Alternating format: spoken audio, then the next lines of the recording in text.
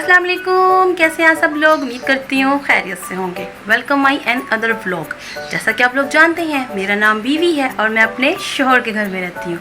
आज मैं आपके साथ केक की बहुत आसान रेसिपी शेयर करने के लिए आई हूँ। आई थिंक केक बनाना सबको ही आता होगा। आसान सी रेसिपी है हमारी भी। 2 अंडे लेने हैं, आप ज़्यादा भी ले सकते हो। उसको आधा कप दूध में अच्छी तरह से फेंट लेना है। आप ग्राइंड भी कर सकते हो। हमारा जग ख़राब था जिसकी वजह से हमने हाथ से इसको अच्छी तरह से मिक्स कर लिया था। फिर हम लोगों ने चीनी को दूध पानी में डाल के गर्म करने के लिए रख दिया था, क्योंकि है आप अगर आपके पास अवेलेबल नहीं ना है ग्राइंडर, तो आप इस तरह से भी देसी तरीके से भी बना सकते हैं। कोई इतनी मुश्किल बात नहीं है, क्योंकि हमने चीनी मेल्ट ही करनी है।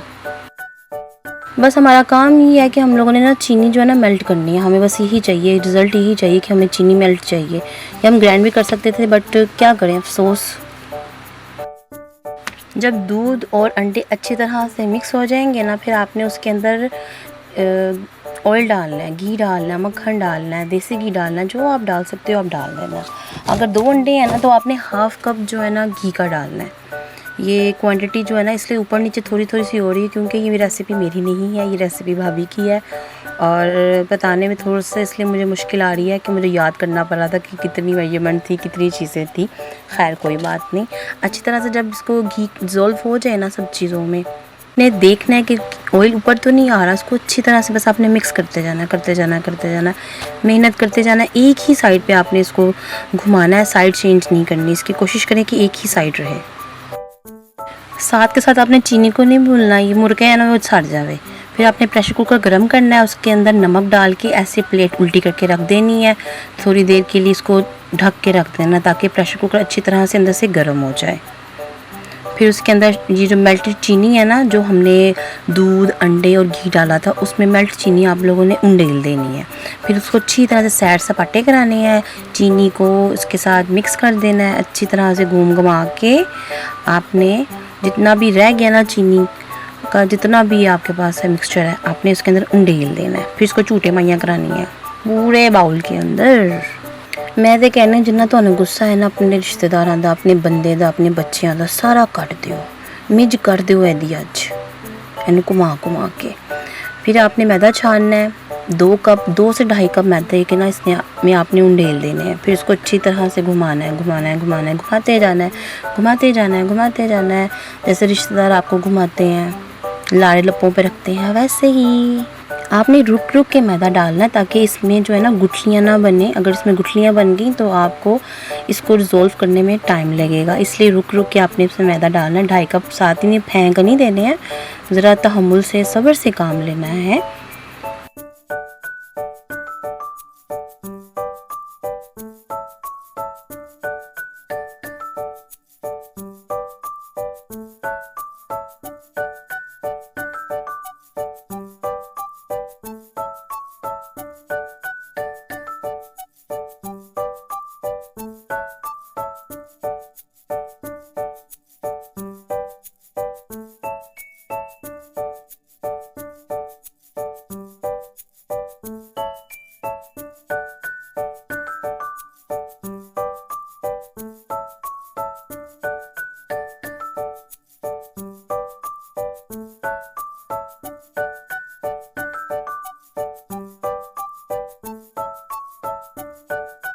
फाइनली इतनी मेहनत के बाद ये मिक्स हो गया था। फिर उसके बाद हमारे पास ओवन नहीं था, तो हमने देश की के में इसको ग्रीस करना था, देसी तरीके से बनाना था। तो उसमें ऑयल लगा के, घी मक्खन जो आप लगाना चाहें लगा के, अच्छी तरह से हर कोने पे ग्रीस कर दिया था घी के साथ, ताकि कहीं अगर घी रह जाएगा तो वहाँ पे केक जलने का अंदेशा होता है। उसके बाद हम लोगों ने इसके अंदर मैदे को डस्ट किया था। उसके बाद पूरी देश की में कोई कोना नहीं छोड़ा था जहाँ पे मैदा ना लगे, क्योंकि अगर मैदा रह जाता है ना, तो वहाँ पे केक जलने का डर होता है। इसलिए पूरी देश की में ना बस एक हल्की सी लेयर लगे मैदे की, और अगर ज़्यादा लग जाती है ना, तो केक जलने का डर होता है। अफसोस केक बहुत एमरजेंसी में बनवाया था मेरे शोहर ने, जिसकी वजह से हमारे पास कोको पाउडर भी अवेलेबल नहीं था। फिर एक चॉकलेट को लेके हमने क्रश करके केक में ऐड किया, ताकि थोड़ा सा अच्छा भी तो फ्लेवर आए ना, अरोमा अच्छा आए। और हमसे एक और गलती हो गई थी, हमें इसको मिक्स करने के टाइम हम लोग बेकिंग सोडा जो है ना मिस कर गए थे, क्योंकि हमें जल्दी थी कि गैस ना चली जाए। तो हम लोगों ने फटाफट से बस इसको ना मिक्स करके ना उंडेलने की बट फिर अचानक हम लोगों को याद आया कि हम लोगों ने तो उसमें बेकिंग पाउडर डाला ही नहीं था। ये जब हम ये इसमें उंडेल रहे थे ना, तब हमें याद आया कि हम लोगों ने तो बेकिंग पाउडर नहीं डाला। फिर हम लोगों ने वहीं पे स्टॉप किया इसको और हम लोगों ने बेकिंग पाउडर फटाफट से उसमें ऐड किया। अगर वो ना ऐड करते तो हमारा केक बैठ जाता, जैसे हमारी उम्मीदें बैठ चुकी हुई हैं। बेकिंग पाउडर डालने के बाद फिर हमने जितना हमारा मिक्सचर रह गया था वो हम लोगों ने अपने सांचे में उंडेल दिया था आराम आराम से, क्योंकि अगर हम लोग ज़ोर से इसको उंडेलते ना साइड में छींटें पड़ जाती। फिर हम लोगों ने जो इतना तप गया हुआ था ना प्रेशर कुकर हमारे रिश्तेदारों की तरह, उसमें हमने सुट दिया था फटाफट से देश की को, ताकि हमारे हाथ भी ना जल जाए। फिर हम लोगों ने प्रेशर कुकर का ढक्कन लगाया उसके ऊपर और इसको अल्लाह की आस पे छोड़ दिया। वैसे हम लोग पाकिस्तानी हैं, हम लोगों को ना बार बार ना वो टेंशन होती है चीज़ को ना चेक करने की। ये केक रखने के ना तकरीबन कोई 15 मिनट के बाद ना मुझे चेक करने की ना पड़ गई। मैंने फटाफट से चेक किया तो काफ़ी हद तक बन चुका हुआ था, बट अंदर से कच्चा था। अभी मैं नाइफ़ के साथ चेक करके बताती हूँ आपको। ये देखें, ये देखें कच्चा पता चल रहा है ना, इस तरह पता चल रहा है केक कच्चा है कि पक गया है। बहरहाल घंटे डेढ़ के बाद केक बिल्कुल कुक हो गया था। जैसा कि मैंने अभी आपको बताया, इमरजेंसी में केक बना था और छोटे बजट में भी आप अच्छी चीज़ बना सकते हैं। फिर हमने उसके ऊपर जैम को सूटा, क्योंकि दरमियान से थोड़ा सा ना खड्डा बन गया हुआ था, वो जैम लगाने के बाद पता चला था। तो उसके बाद भाभी ये सारा उसको अच्छे से डेकोरेट कर रही थी।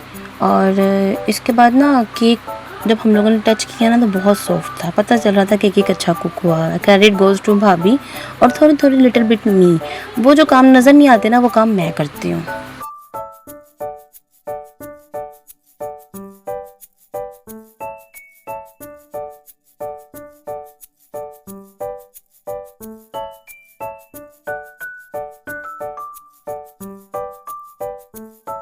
और फिर हमारे केक का हैप्पी बर्थडे टू किया जा रहा था, यानी कि उसको कट किया जा रहा था।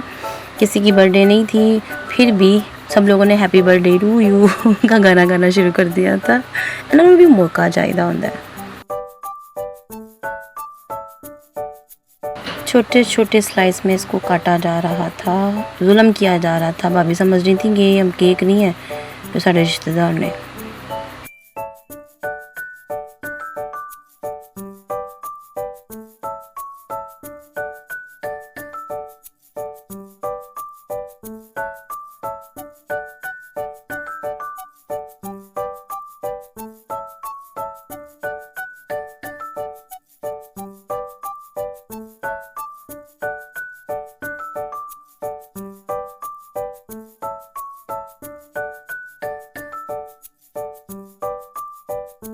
और यहाँ पे ना केक की बंडी की जा रही थी, ये हमारा है, ये तुम्हारा है, ये हमारा है, क्योंकि इसके बाबा ने ऑफिस लेके जाना था। तो बाकी जितना केक बचा था ना उसको हमने आधा डिस्ट्रीब्यूट कर लिया था, भाभी का आधा। ये मैं आपको स्पंज दिखा रही हूँ, इतना ज़बरदस्त स्पंज था।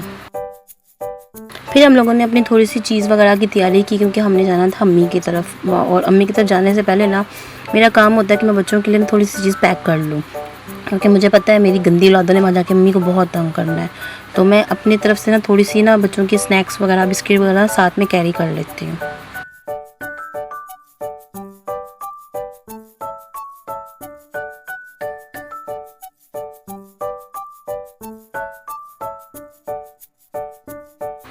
और यहाँ पे की जा रही थी कपड़ों की पैकिंग। सबसे अच्छा काम होता है जी कपड़ों की पैकिंग करना। मैंने ये कपड़े पहनने हैं, मैंने वो कपड़े पहनने हैं, तो सबकी पसंद के कपड़े पूछ पाछ के हम लोगों ने पैकिंग स्टार्ट कर दी थी।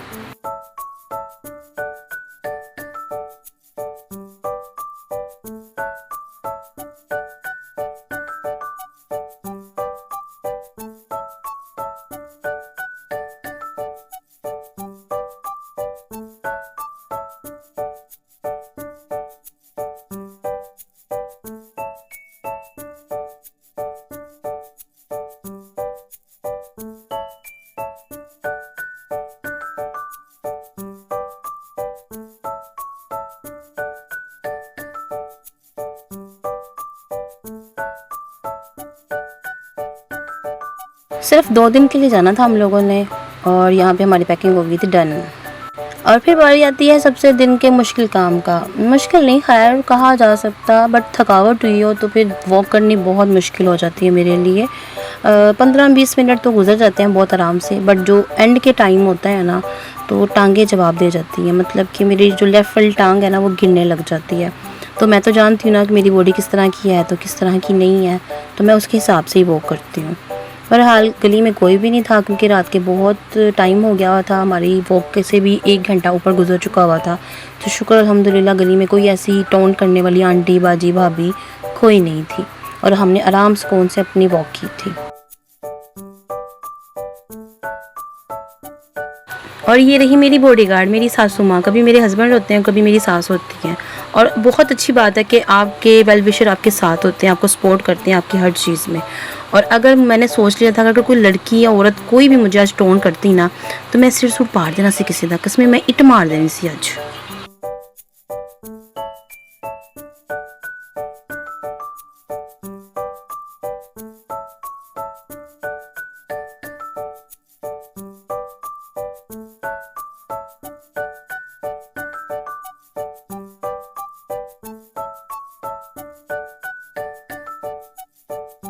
करती हूँ आपको आज की वीडियो अच्छी लगी होगी। अच्छी लगी तो लाइक सब्सक्राइब ज़रूर कीजिएगा, क्योंकि आप तो जानते हैं हम आपके बगैर कुछ नहीं कर सकते। लाइक करें, सब्सक्राइब करें, प्लीज़ लाइक कर दीजिएगा। अपना ख्याल रखिएगा, दुआ में याद रखिएगा। अल्लाह हाफिज़।